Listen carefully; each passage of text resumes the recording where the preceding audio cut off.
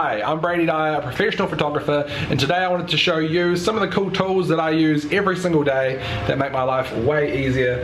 Without these tools, I don't know how I do some of the tasks I currently do prior to finding them, but they're amazing, so I kind of wanted to share it with you. Whether you're a photographer or a business person or just like doing lots of social media stuff, these are all awesome products. Most of them are free or just really cheap that you don't even think about buying them, with the exception of the last one that's really expensive, but it's amazing.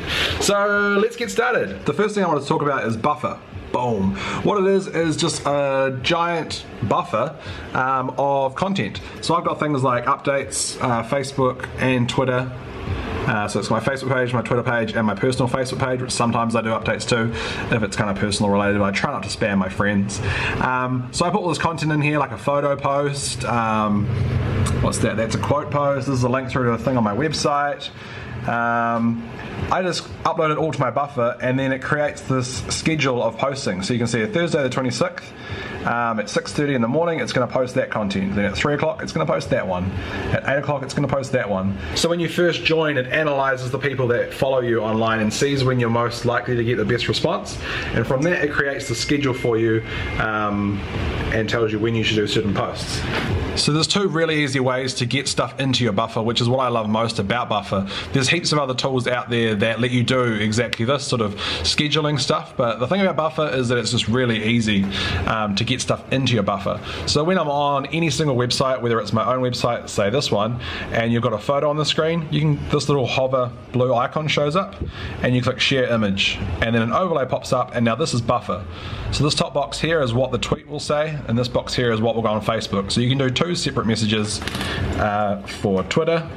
And the thing I love most about this is it means you can tag certain pages into a Twitter post, but then you can write a separate message in the Facebook post, and you don't end up with horrible Twitter hashtags into your Facebook messages. It keeps them really separate. And then you just click add to queue, and then it adds it into the end of your buffer. You can also go share next, share now, or you can do a custom schedule post where it'll ask you what date and time you want to do it. But generally I'll spend an afternoon just going through my website or cool content online, and I'll just keep clicking add to queue, add to queue, add to queue, and then when I go into my buffer, it's got all this content here that's going to be loaded. You can also load a feed straight from your website via an RSS feed, and then also your favorites. So I've got Peter Pixel in here, and you can scroll down and be like, oh cool, I like that, add. Write a little something here personal about it and click add to queue. So this is also the suggestions based on your own website or any other RSS feeds you want. So when you're looking at anything on your phone, whether it's a photo or content on a website or Flipboard or Pinterest or anything like that, you click the share icon, and then it gives you all these options to share, and you can add Buffer as one of these. So up here you write your message, blah blah blah blah blah, click done. Then when you click next, it'll ask you when you want to share it. Share next, share now, or add to queue. So I would just click add to queue, and then it'll add that to the end of my buffer. It means you can spend like a morning getting really social, but all your content gets spread out over an entire month or an entire week. Now the awesome thing about Buffer is it's free if you only have 10 things in your buffer, which I did for about 2 months and I really liked, but I was finding myself constantly finding new content that I wanted to put in here. I'd go to edit, and it would say, your buffer's already full. And I was like, ugh, it's getting a pain. So I pay like $10 a month to use Buffer, which is the best money I've ever spent on social media stuff. The next thing I use is Bitly, which you've probably heard of. It's a link shortening tool that lets you create custom links, but you can actually connect your own domain name. So a while ago I bought dyer.nz, like that, and it lets you create, where is one? There. It lets you create a custom small URL. So dyer.nz/Lexus2015. Instead of using sort of the standard Bitly link, which is kind of cool. It just gives you your own small URL service.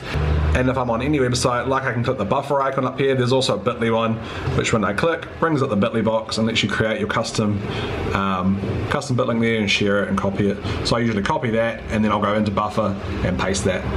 Buffer and Bitly do also talk to each other, but it just creates generic sort of random letters and numbers after it, whereas you've got to create the manual custom name. The next thing I want to talk about, by the way, Bitly, that's free. You obviously have to own the domain, which I already own anyway for my own personal email addresses, but it's free to do this for 500 posts a month, which is squillions. The next thing is Tawk.to, which is spelled kind of funny, TAWK.to. This camera is really having a hard time focusing, isn't it? Tawk.to. It's a live chat that you can put on your own website. Yeah, that's pretty much it. It's awesome. You can set up triggers, so when someone comes to my website after 2 minutes of being on there, they automatically get posted this message: thanks for visiting my website, I'm live and ready to help you with any questions you might have. And you can see people coming into your website, so there's active chats, and these are people that are currently on my websites, and then you can chat to them, which is awesome for getting information to customers. If someone's got a question, I always say it's like going into a physical shop. If you go in there and no one actually comes up to you and says, hey, do you need a hand, and you actually do need a hand, then you're going to walk out. So I find it really helpful for people that are trying to find prices or packages or wedding clients. I've lost count of how many weddings I've got over the line because of this live chat. People will come here, see my photos, and then I get talking to them, ask them when the wedding date is, ask them when they're getting married, things like that, and before you know it, I'm scheduling a meeting with them and then ultimately doing their photos. The next tool I use, I haven't used for long, I've only just found it, is called Outro Maker, which I use for YouTube outros. So you'll see at the end of this video, I have an outro which plays, which is something like this. So click here to subscribe, follow me on Instagram, and then 4 videos, which are other videos on YouTube. So before, this was really hard to do in Final Cut. You had to manually drag these videos in, and then once you load it up to YouTube, you've got to manually go in and create spotlight links over each one of these boxes. Well, now with Outro Maker, you literally just click New, choose your template, which I've already uploaded is this photo. I've dragged these boxes in here, which took like 12 seconds. It's super easy. Then you click Next. And then it brings up all your YouTube videos. So this is where you choose, well, I want photo 1 to be that, photo 2 to be that, photo 3, and photo 4. And then you scroll to the bottom, and you can see there a preview of what it looks like. Then you click Next. You can then create where the videos start. So I might go, I want that one to start at 24 seconds, so I pause that there, and the rest can all start at the start. Hit Finish, and now it builds my outro for me. Once that's finished, I'll be able to download that and add it to the end of my Final Cut video. Once you're done there, you can then create, there's a button in here you click, and it automatically goes through and does all the annotations for you around all these boxes and titles and everything automatically. This is free at the moment because it's so new. I don't know what the pricing is going to be like once it's actually released out of beta, but this is awesome.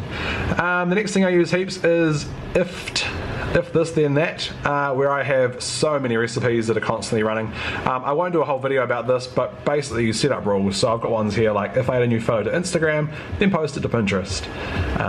If a new photo is uploaded to a folder in my Dropbox under Photo Booth, then upload it to my Facebook business page. If I add a new photo to Instagram, add it to Twitter. And yeah, you can add all these sort of cool custom rules. The last thing I want to talk about is Pixieset, which is this awesome website I use for all of my photo deliveries. So it's kind of like Dropbox for photographers. It's so much more expensive than Dropbox. I pay about $800 US a year to use this, but just the user experience for my clients to actually come here and look through the photos is so much better than Dropbox. When you're on a photo, there's like nice download buttons up here which they can click and it instantly downloads it, or they can click buy photo and it takes them through to here where they can choose sizes and then takes credit card payment.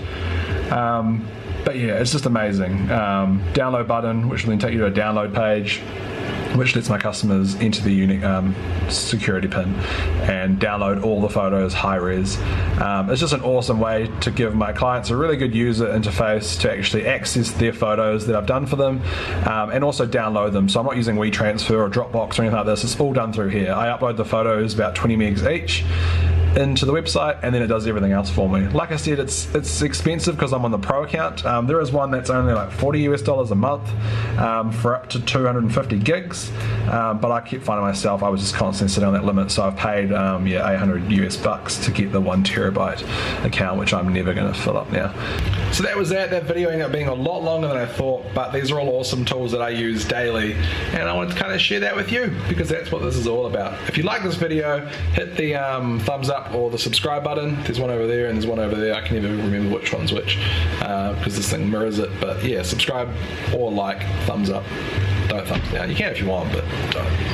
Cool. Catch you later.